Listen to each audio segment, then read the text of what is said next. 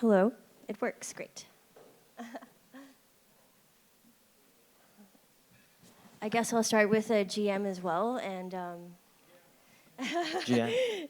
thanks, everyone. I hope you have your snacks. So I guess let's start with some basics questions since we're changing things up a bit. How many of you own crypto? Oh, wow. This is great. And experience with DeFi? A few? OK, cool. So Sam is a great friend of mine for many years, veteran now, I'd say, in the space. So let's start with like a basic intro of who you are. Sure. Hey, everyone. Good morning. My name is Sam. I'm the founder of Frax. Frax is a decentralized finance platform, but mostly Frax USD, a stablecoin, actually, that we're launching with a new upgrade system very soon, is our flagship product. And we also have a high-performance blockchain called Fraxtal. And I've been in the crypto space since 2013 for a pretty long time now, over a decade. And I've seen a lot of things come and go in terms of fads and everything. And Frax has consistently grown. I launched it in 2020.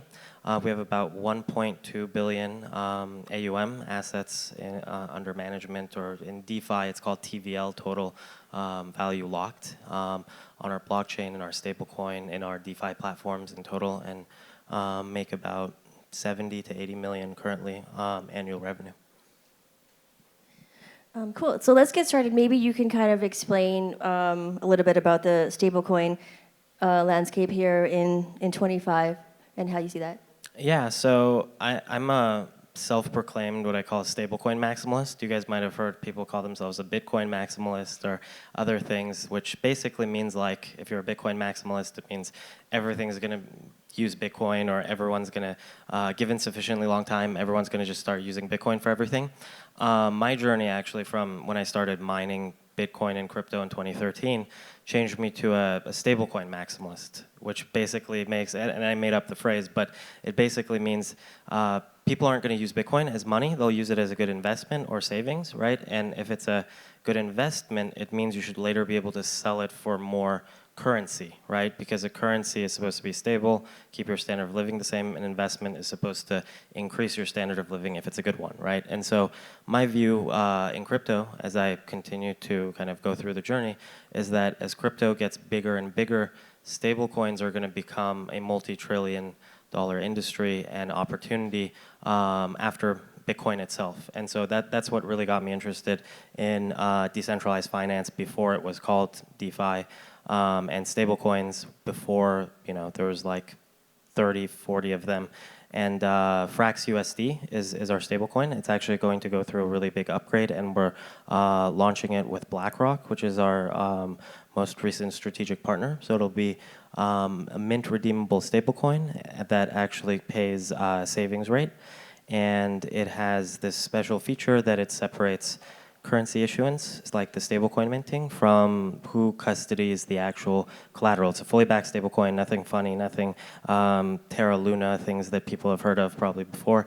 In fact, the idea is that the actual builders of the protocol, Frax, and the people minting the actual stablecoin are separate from the people custodying the actual assets in tier 1 regulated bankruptcy remote accounts such as Blackrock, and we're working with other tier 1 institutions. And so the reason for that is that in order for stablecoins to actually become multi-billion-dollar big, right? Each individual one, like Tether right now, like Circle's USDC, if people have heard of that, if they've used Coinbase, they see USDC everywhere.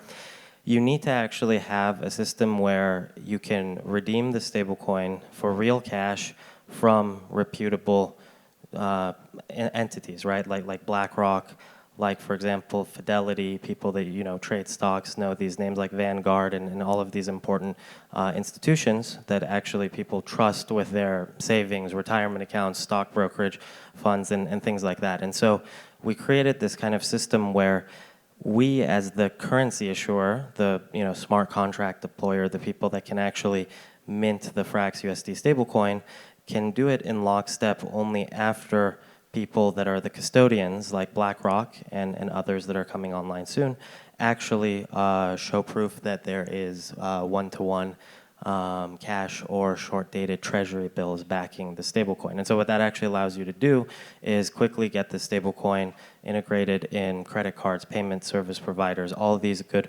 Web2 fintech banks and things like that, because they don't have to trust a new name like Frax to not do anything weird with the backing or the collateral. They can actually just immediately see that Blackrock has $1 billion, there's $1 billion Frax USD stablecoins. All right, it checks out. If they even have a Blackrock account, they can actually redeem or mint the stablecoin directly from the custodian. Do you see more in the future of where this like TradFi converges with DeFi? Yeah, actually, that's what kind of inspired us for this current design of this revamped Frax USD stablecoin, because all the time that I've been in the space, I've basically seen people coming into crypto, but the past couple of years since like the FTX collapse and the other cycle, it's been the same basically 100 million global users of crypto, and it's been very PvP, so everyone's trying to compete with everyone else for like the same fixed amount of users. But in order for crypto to onboard the next 1 billion users, at least in my opinion, you need to actually change that mindset that's been in place since like I would say like 2021, since the last like cycle, and actually have real integrations with real Web2, real world companies and use cases that bring net new people rather than compete for the same capital of 100 million people. So we thought, well, what will the next stablecoin actually have to look like that maximally is useful for people that have never really even gotten into using DeFi and stablecoins. It really needs to be a highly safe, highly liquid, and really, really good stablecoin in terms of both safety, in terms of always getting the savings yield, right? So if you hold this thing, you know that you're not missing out on the risk-free rate or anything like that. And the other thing is that it has to have actual use cases on the blockchain if people want to actually go and participate in DeFi and things like that. And that part is what Frax is really good at. So if you've used crypto before and you've gone on chain, might have most likely interacted with like the Frax name, the Frax brand, and DeFi on Ethereum, on layer 2 chains, and we're on actually over, I think, like 16 different chains and networks, including our own blockchain, Fraxtal. So I expect to see Frax USD to hopefully be the stablecoin of the year in terms of the fastest growing. Cool, thanks. Another hot topic like last week, especially with like the crypto ball, is how do you see crypto's place in the new administration in the next 4 years going forward? Yeah, that's actually a really great question, because I've seen so many both like cycles go, but now two very, very, very distinct administrations. I was actually in DC that the following week then for the crypto ball, and talked to a lot of the new incoming admin people. And honestly, I think to say it's a 180 is an understatement for people that haven't really been in the industry, or like they kind of see like tangential news or things like that. To be objectively clear, the last administration wanted to actually de facto ban cryptocurrency from the United States. They obviously can't literally do it because it's not really constitutional. It wouldn't actually make sense to like blanket ban a certain thing. It would be like banning coffee or something, which doesn't make any sense. But they wanted to do that, and so they had to go about in a weird roundabout way, but by making really, really, really clearly political rules, disenfranchising the crypto industry. I'm not sure why. I'm not actually a very political person. I'm very pro crypto, and that's about it. And I wish it wasn't like that, but that's what the prior administration was actively actually doing. I'm not really sure what the point of it was, like what the gain was specifically. And so that actually galvanized everyone in crypto to be like, okay, well, we're gonna try our best to actually elect people on every single layer of the country, from the presidency to the Senate to the House to everything possible, from like governors to local everything, to pro-crypto candidates, people that literally do not want to actually de facto blanket ban the industry. And so I think that was pretty successful. So the actual statistic for that was that there's 2 crypto political action committees, Fair Shake and Stand With Crypto, and Frax was a donor to both of those. And if I remember correctly, 46 out of the 48 candidates that the PACs actually actively spent won the race. So if the Political Action Committee spent against the candidate trying to make them lose, they lost. And then if they spent trying to make them win, they won. I don't remember which one were the 2 that didn't go that way, but it was highly, highly successful. I think everyone can probably see that crypto is back with full force, and I think the most exciting 2 industries in the entire world, but also specifically the U.S. for the next 4 years will be crypto and AI. And one like tip I guess I would give for anyone that's like considering doing like crypto things and or like fintech or crypto DeFi stablecoins is to don't overthink it now. The prior administration, you basically had to decide whether you wanted to spend years and years trying to figure out if this was legal. The main answer would have always been no, and then you would have wasted a bunch of years trying to figure that out and paying a bunch of lawyers. No offense to any lawyers in the audience, but the thing now is just go out and do it. As long as you're not literally doing fraud and stealing people's money and like committing crimes that are actually have always been crimes, don't worry about paying a bunch of lawyers to tell you this is maybe risky or something. Just go out and do it. When the president launches his own meme coin, yeah, exactly, right? You're fine. Just don't be in the mindset of like I need to think about this for 6 months and things like. It sucks that in the U.S. there's only 2. It's like binary. Literally, it's like one extreme side to the other, where it's like this party for some reason literally wants to ban this industry, and then the other party literally will launch a meme coin and try to pump it on his own name. I don't know why, but don't worry about it. So just do it, literally. I think that's the right attitude going forward. Do you see any other perks of being a U.S. founder, U.S.-based company in the next while? Yeah, actually, so Frax. I founded Frax in like 2020, and it was about the tail end of like the first term Trump administration, but crypto wasn't that big for them to really care at all.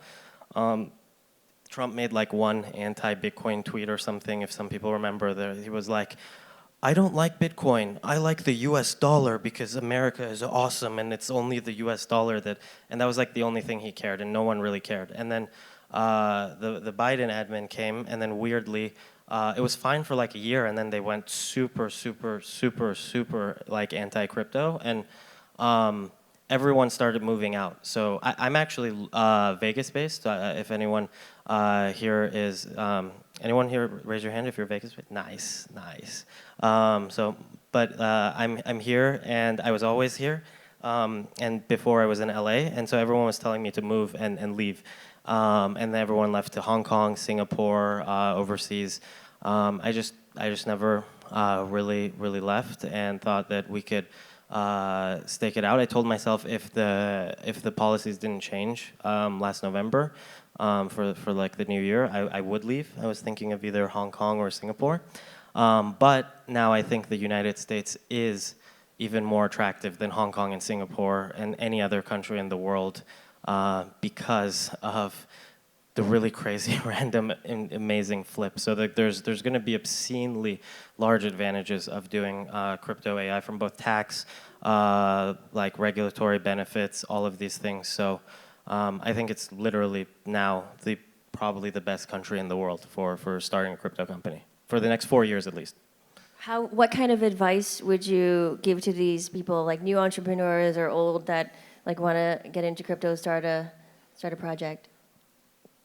Just go home and just do it. It doesn't like literally like go home and do it. Like it really is that easy, especially with crypto, because you can literally launch your own coin. You can literally, it's very non-capital intensive. You're not building a giant rocket that needs to travel to Mars, right? That costs like $100 billion.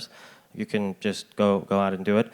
And again, as long as you're not just literally stealing people's money or like misrepresenting what you're doing, there's nothing needed to like analyze what you're doing for like 12 months and like pay thousands and thousands of dollars if it's legal. It's fine. It's legal. Now it's legal. Great. I think you're quite a busy person. You were just telling me earlier about a new project that you're starting, which also sounds very exciting. Maybe you can start off by how you're seeing the AI space in IQ AI. Oh yeah, so recently a few of the people in the Frax ecosystem and myself, we actually started IQAI.com. It's a agent tokenization platform. It's actually built on the Fraxtal blockchain, so it's like in the whole Frax blockchain and DeFi ecosystem. But the main vision with that is you need to build, there's going to be a lot of platforms that help people build AI agents and tokenize them.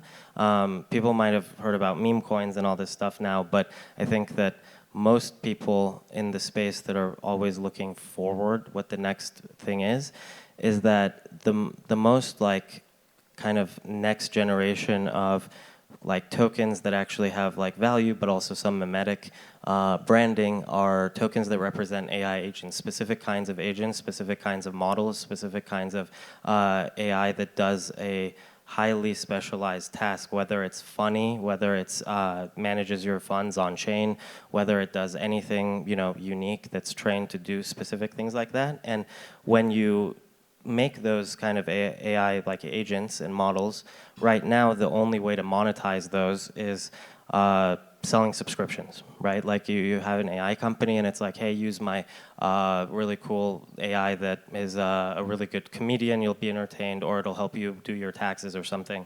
And hopefully a bunch of people pay monthly $10 or whatever, and you'll be rich or something. But the main thing actually is if you combine it with crypto, you can actually make each of those models represented by a token, and you can sell the actual token and make the AI agent community owned, so people can collaborate on how it's trained, what data sets it should be trained on, actually add data sets to the actual training model, and actually create these modules that additionally expand like the skills of the AI agent.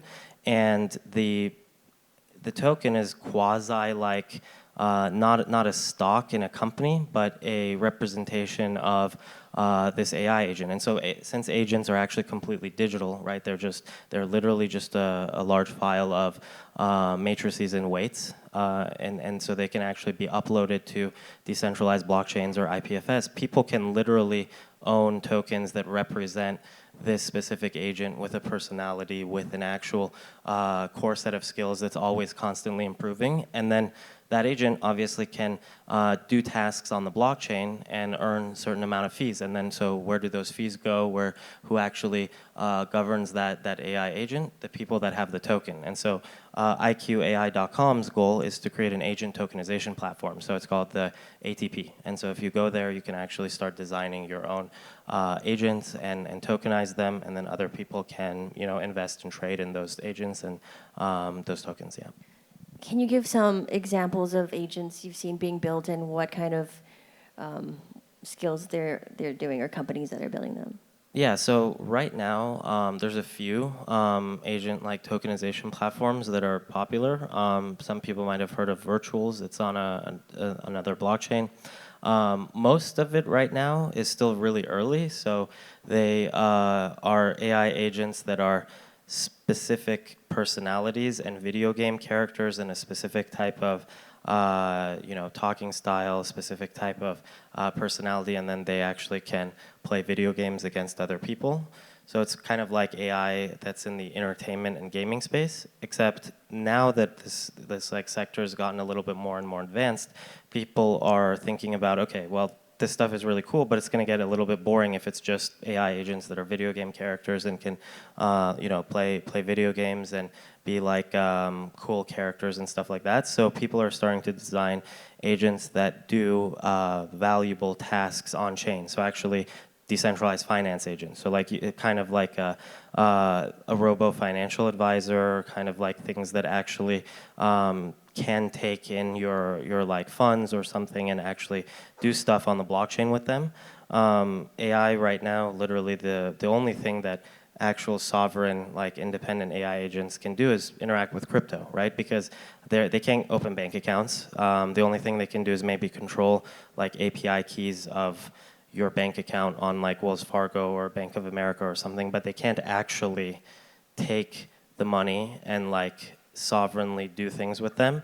But in crypto, you can. So if you give it like 50,000 Frax USD stablecoins, $50,000, right? It can actually go and look at the blockchain, which is completely digital, and actually do certain things. So people are starting to build those kinds of agents, like DeFi agents, financial agents, and those kind of things that will be always useful and continue to get better. And those are actually economically valuable things because then they can actually serve global populations of like anyone that's internet connected to the blockchain and take fees, earn revenue. Think of it like, like TurboTax and all of these things serve basically Americans, right?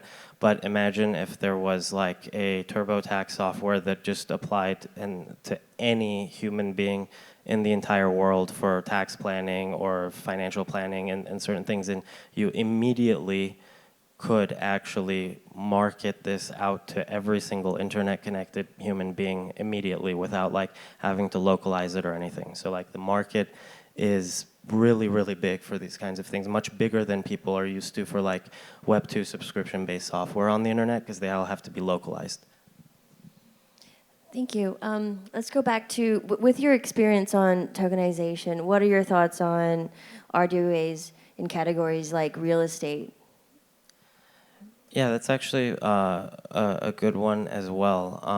I think like the whole reason, like I was saying at the beginning, to get the next 1 billion people into Web3 and crypto is that you have to bring people that haven't had a real reason or interest in the blockchain yet to actually come and use this technology. And there's a lot of sectors like real estate and things that haven't been able to really genuinely actually use the blockchain for real actual transactions. And like before, I think I think it was Michael who was talking about domains before me that came up here. Everyone has been trying to, like for example, putting home titles, Web2 domains, and all this stuff on the blockchain, and it's always had regulatory hurdles and issues and things like that. Like, oh, if you send the NFT, does it actually transfer the title because it's not really in the city records or something, and like how does that even work? Like it doesn't even hold weight or something, and can you really do it? I think that finally, because of the meme coin launching president that just came into office, it's gonna finally be for good or for bad. I'm not gonna make a specific opinion on this, but it's a free for all that. If you want to do all of these things now, it really is truly wide open. Like if you make a RWA real estate, like Redfin on the blockchain, like Zillow on the blockchain, and like literally say that this company has the title to it, and we will honor anyone who has the NFT, and we'll literally like evict anyone if they don't have the NFT. That would be unheard of before.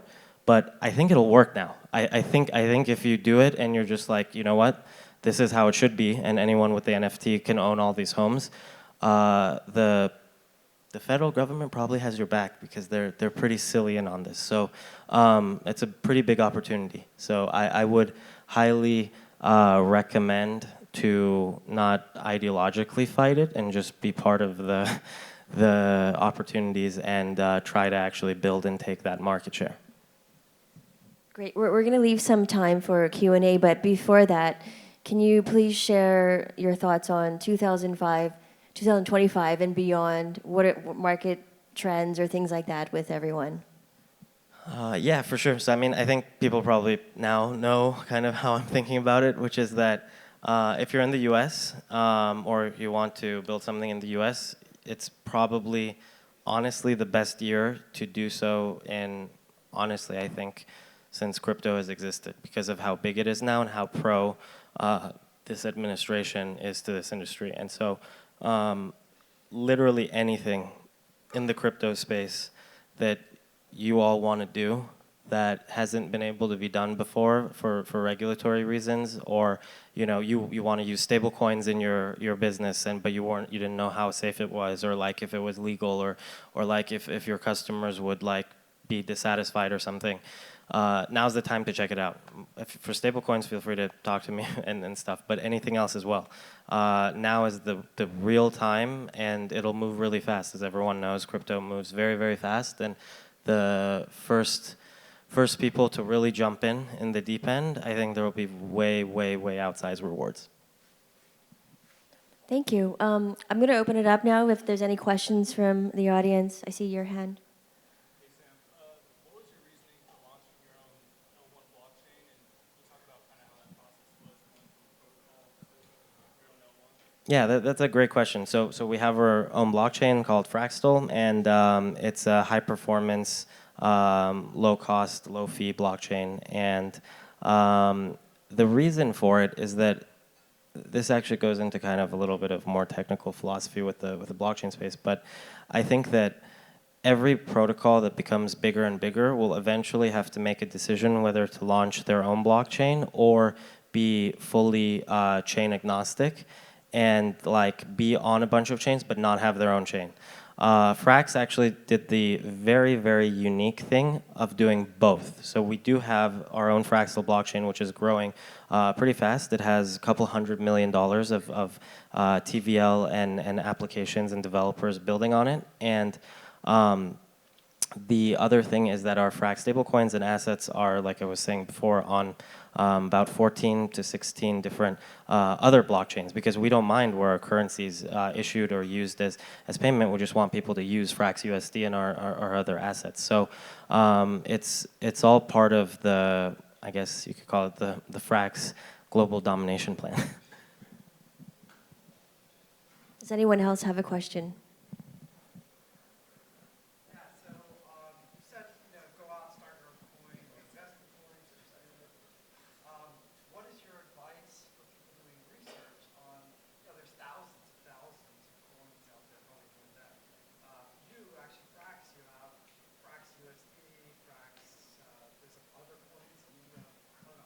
Yeah, multiple stablecoin. We actually have a Ether-based LSD.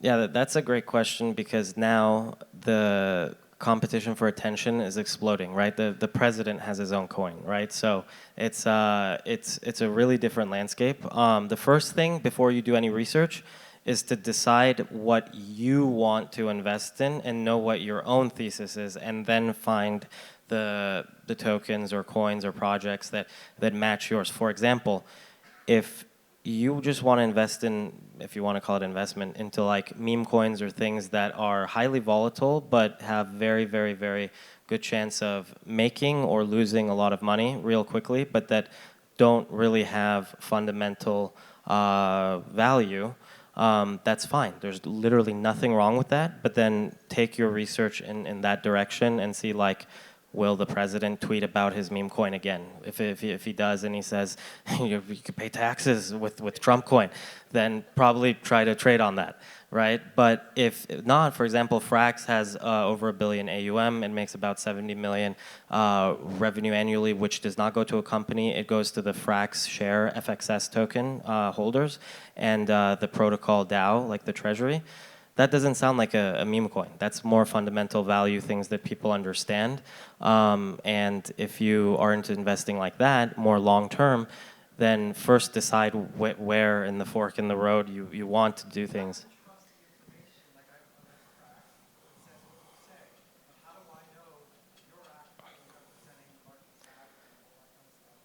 Well, if you go around like to reputable sites like CoinGecko and CMC, you'll start, if you get into this stuff, you'll start seeing that there are places that have reputable information. I'm gonna guess that you don't actually read over S1 filings in the stock market yourself. You probably go to Yahoo Finance or analysts and things like that, and they actually distill the information because they've built a reputation for actually communicating with the investing public. There's also the same thing with cryptocurrencies. You probably shouldn't read random tweets necessarily at face value, but there are very important sites, just the same way that the stock market structurally works. So you just have to start finding the places for that and not get apps like accidentally taken for.